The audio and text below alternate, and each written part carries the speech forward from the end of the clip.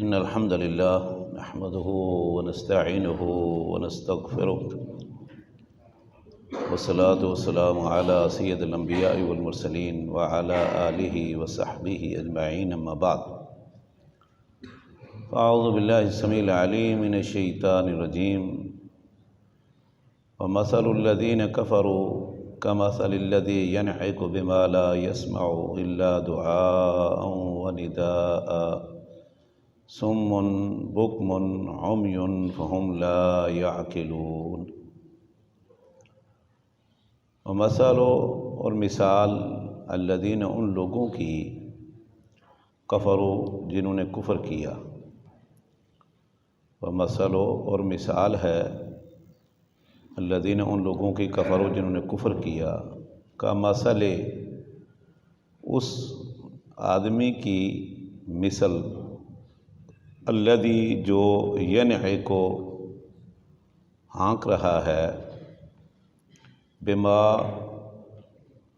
اس کو لا یسمع جو نہیں سنتا، الا دعاء مگر پکارنا، و نداء اور آواز لگانے کو۔ سمن بہرے ہیں، بکمن گونگے ہیں، عمیون اندھے ہیں، فہم سو وہ لا یعقلون کچھ نہیں سمجھتے۔ یہ سورہ بقرہ آیت نمبر 170 اور 171۔ پچھلی آیت میں اللہ نے فرمایا جب ان لوگوں سے کہا جاتا ہے کہ ایمان لے آؤ اور جو آسمان سے نازل ہوا اس کی پیروی کرو، اس کی اتباع کرو، تو اس کو قبول کرنے کے بجائے وہ کہتے ہیں کہ ہم تو اپنے آباء و اجداد کے طریقے کو نہیں چھوڑیں گے۔ یہ ایک دلیل تھی۔ اللہ رب العزت فرماتے ہیں جب ان سے کہا جاتا ہے کہ وحی کی پیروی کرو تو ان کو چاہیے تھا کہ یہ وحی کی پیروی نہ کرنے کی کوئی دلیل دیتے۔ دلیلیں دیکھو تین قسم کی ہوتی ہیں۔ ایک دلیل ہوتی ہے عقلی، ایک ہوتی ہے نقلی، ایک دلیل ہوتی ہے آفاقی۔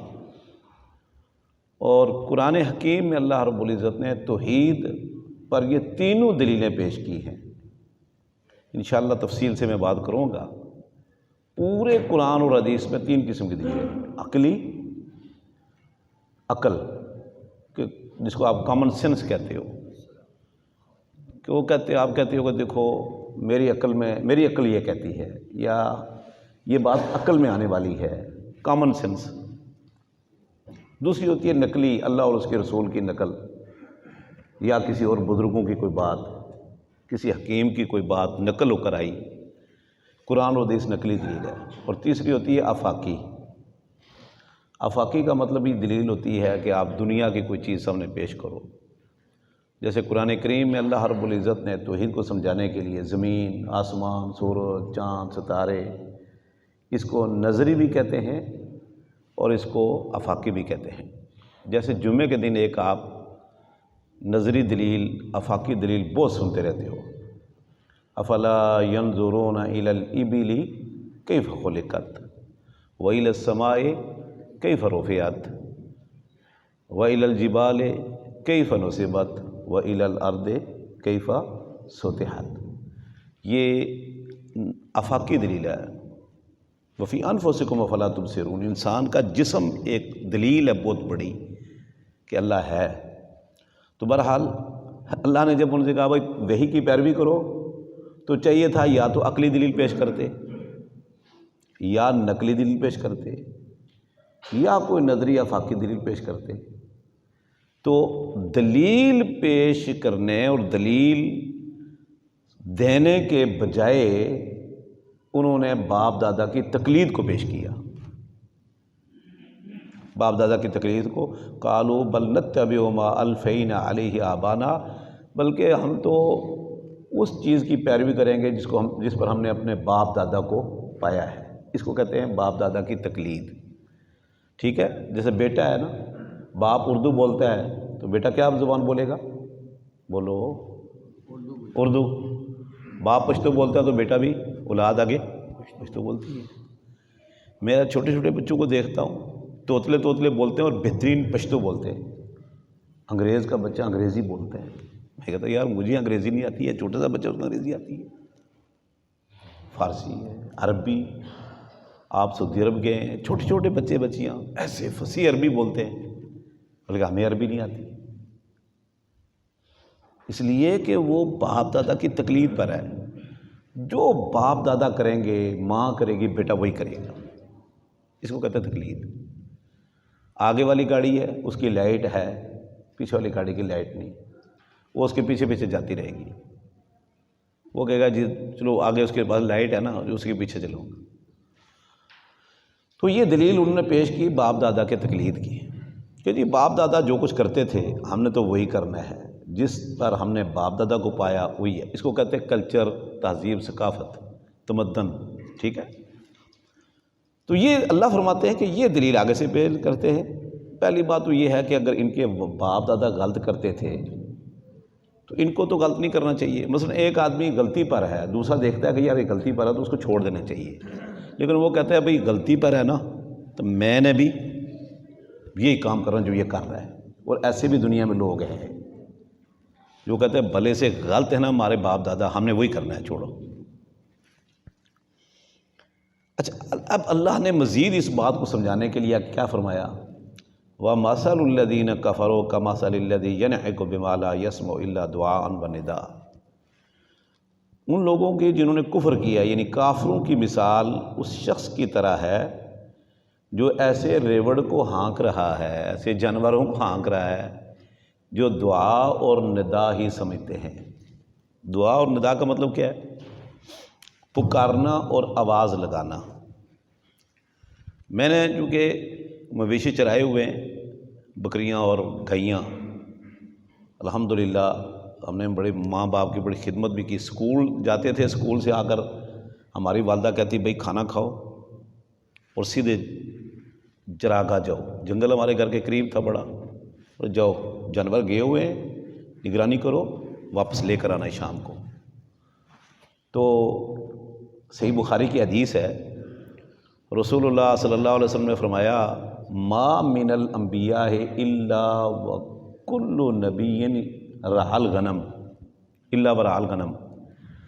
آدم علیہ السلام سے لے کر محمد رسول اللہ صلی اللہ علیہ وسلم تک فرمایا جتنے بھی نبی آئے نا سب نے بکریاں چروائی ہیں، سب انبیاء نے بکریاں چرائی ہیں. یہ صحیح بخاری کی حدیث ہے. اللہ کے نبی صلی اللہ علیہ وسلم نے عقبہ بن ابی معیط کی بکریاں چند قرارید کے عوض چرائی ہیں. بکریاں چرایا کرتے تھے. پہلے حلیمہ سعدیہ کی، پھر بڑے ہو گئے تو کسی اور کی بکریاں. جو شخص بکری چرا لیتا ہے، یہ جانور چرا لیتا ہے نا، سیاست اس کے سامنے مسئلہ ہی کوئی نہیں. لوگوں کی قیادت کرنے کا بالکل کوئی مشکل اس کے سامنے نہیں. بکریوں میں بوڑھی بھی ہوتی ہیں، جوان بھی ہوتی ہیں، مریض بھی ہوتی ہیں، حاملہ بھی ہوتی ہیں، چھوٹی بھی ہوتی ہیں، بڑی بھی ہوتی ہیں، شرارتی بھی ہوتی ہیں، شریف بھی بکریاں ہوتی ہیں، بلکہ سادہ بھی ہوتی ہیں، بالکل مریض بکریاں بھی ہوتی ہیں.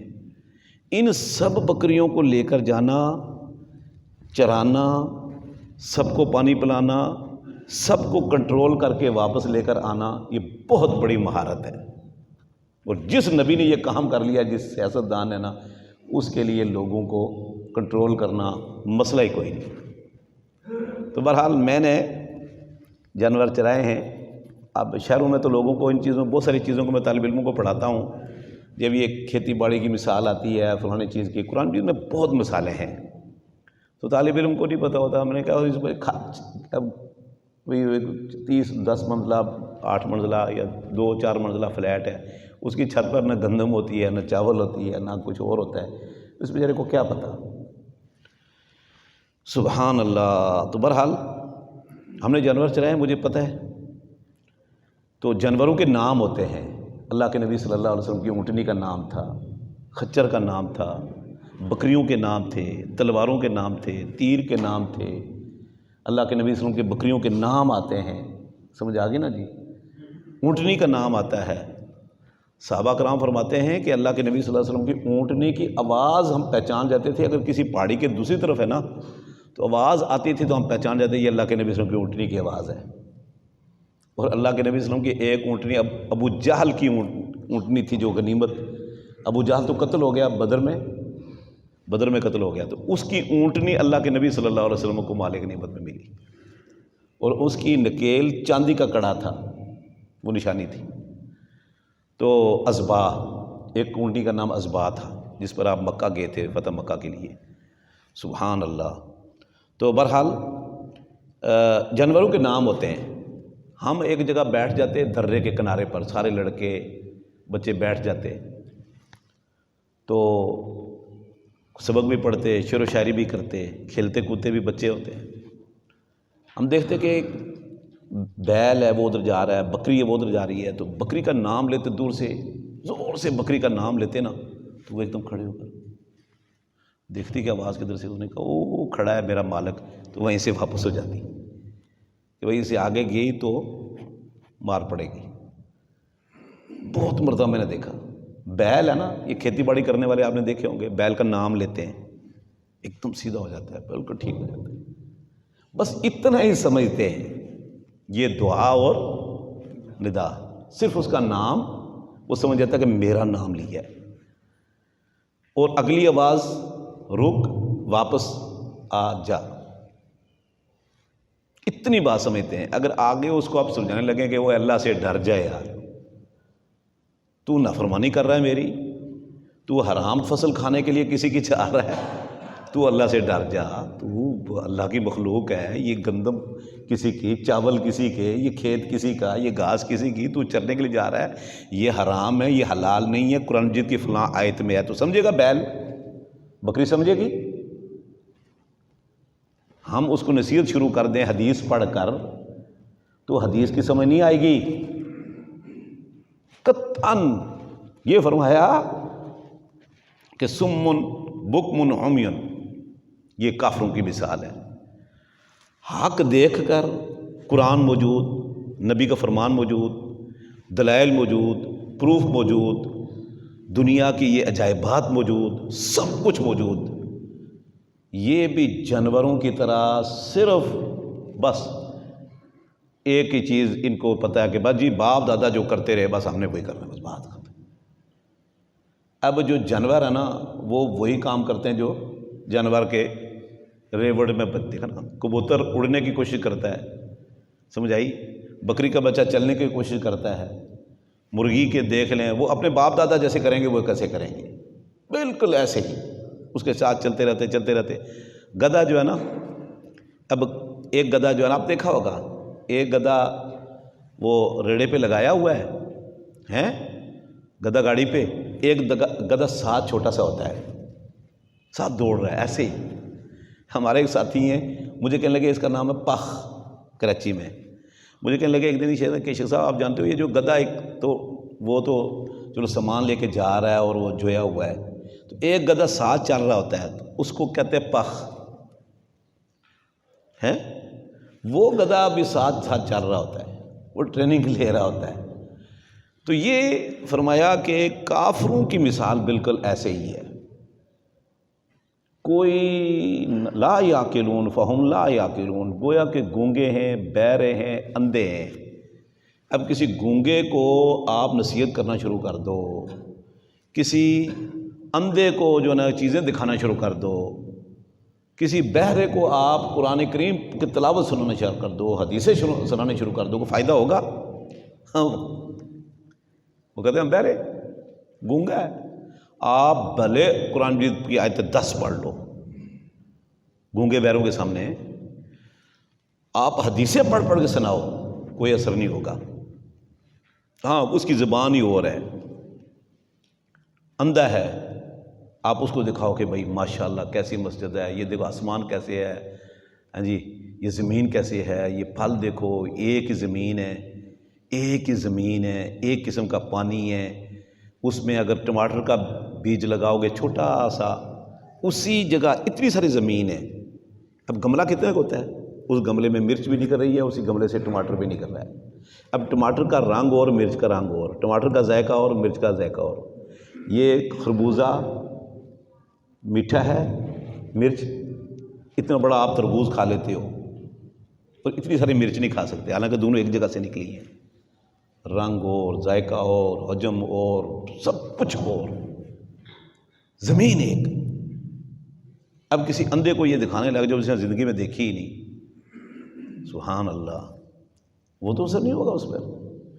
تو یہ فرمایا کہ جتنا ان کو دلائل دے دو قرآن کے، حدیث کے، اللہ کی عجائبات، اللہ کی تخلیقات، جی یہ سب اس کو دکھا دو، لیکن وہ نہیں مانے گا، وہ نہیں مانے گا. فہم لا یعقلون، یہ اندھے، یہ جانور نہیں سمجھتے. جس طرح جانور نہیں سمجھتے، گویا کہ گونگے بہرے اور اندھے ہیں، اسی طرح یہ کافر بھی حقیقت کو نہیں سمجھتے. سمجھ آ رہی ہے؟ تو یہ مثال دی جا رہی ہے کہ کافروں کو جتنے بھی آپ دلائل جن پر اللہ نے مور لگا دی نا، جیسے قرآن مجید کے شروع میں ہے ختم اللہ علی قلوبہم وعلی سمعہم، یعنی ختم اللہ علی قلوبہم وعلی سمعہم وعلی ابصارہم غشاوہ، مور لگا دی اللہ رب العزت نے ان کے دلوں پر. ابو جہل کتنا سمجھایا اللہ کے نبی صلی اللہ علیہ وسلم نے، آخر قتل ہو گیا بدر میں. اللہ کے نبی صلی اللہ علیہ وسلم کے پیچھے نمازیں پڑھتا، جمعہ پڑھتا تھا، جہاد میں جاتا تھا. عبداللہ بن ابی، کوئی اثر نہیں ہوا.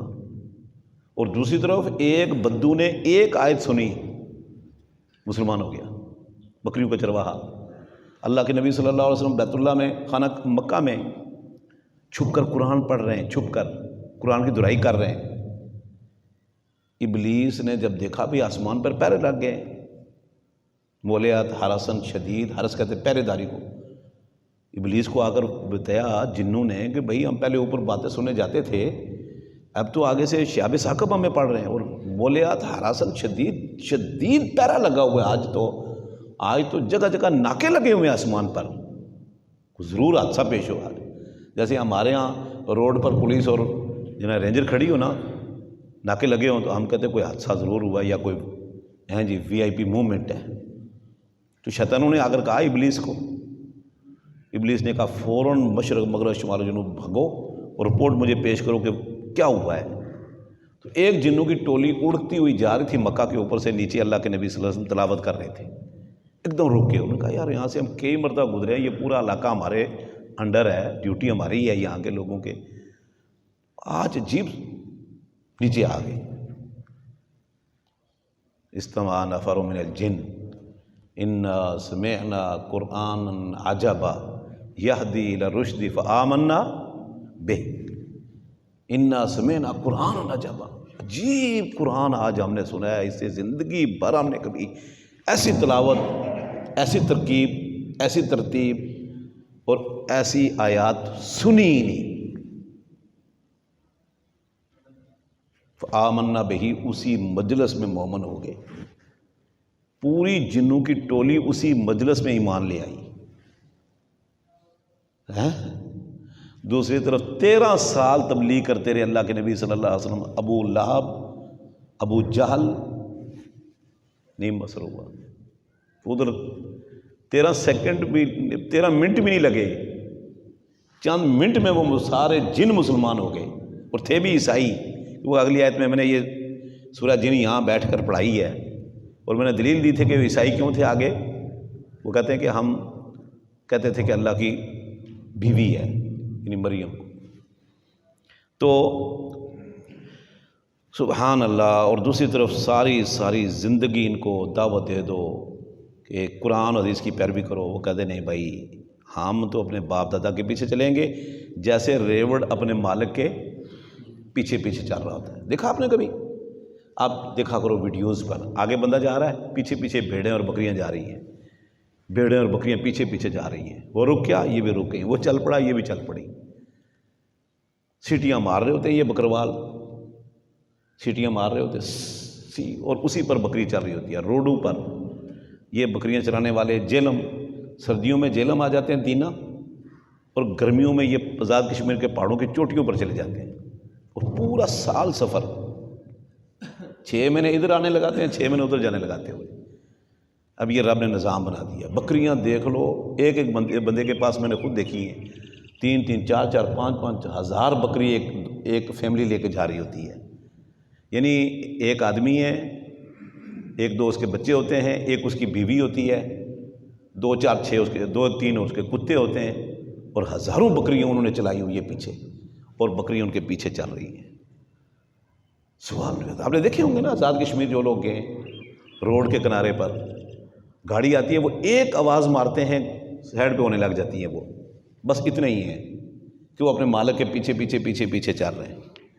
تو فرمایا یہ بھی یہ بدبخت ایسے ہی ہیں، اپنے باپ دادا کے پیچھے پیچھے چل رہے ہیں. باپ دادا کیا کرتے رہے؟ صحیح تھے، غلط تھے؟ نہیں، بس ہم نے انا وجدنا آبانا علی امۃ انا علی آثار مقتدون. ہم نے دیکھا باپ دادا کو ایک مذہب پر تھے، ایک طریقے پر تھے، ہم اسی طریقے پر چلیں گے، ہم نہیں چھوڑیں گے. تو اللہ فرماتے ہیں کہ ان کی مثال ان جانوروں کی سی ہے جو مالک کے پیچھے پیچھے چل رہے ہوتے ہیں. یا پھر یہ ہے کہ جس طرح جانور کے اوپر نصیحت اثر نہیں کرتی، لا یعقلون، محدود عقل ہے، جانور کو نہیں پتہ حلال کیا ہے، حرام کیا ہے، اپنی چیز کیا ہے، بیگانی چیز کیا ہے. جانور کو کسی چیز کا بس صرف ان کو چند چیزیں ہی پتہ ہوتی ہیں، کھانا کیسے کھانا ہے، پیٹ کیسے بھرنا ہے، بچے کیسے پیدا کرنے ہیں، اڑانے، بس. باقی اگلے ان کو کوئی دین، شریعت، دنیا، آخرت، مر کر کیا ہونے والا ہے، آخرت کیسے ہوگی، حساب کتاب کیسے ہوگا، ان کو کوئی غرض نہیں. اللہ کے کیا حقوق ہیں، مخلوق کے کیا حقوق ہیں، کوئی پتہ نہیں. یہ ہے ان ظالموں کی مثال. آگے اللہ نے فرمایا یا ایھا الذین آمنوا، اے ایمان والو، یا ایھا الذین، اے لوگو، آمنو جو ایمان لائے ہو، کلو کھاؤ، من طیبات ما رزقناکم، پاکیزہ جو ہم نے آپ کو عطا کیا ہے. یا ایھا الذین آمنو، اے ایمان والو، کلو کھاؤ، من طیبات، پاکیزہ سے، طیب سے، ما رزقناکم، جو کچھ بھی ہم نے آپ کو عنایت کیا ہے. وشکروا للہ، اور اللہ کا شکریہ ادا کرو.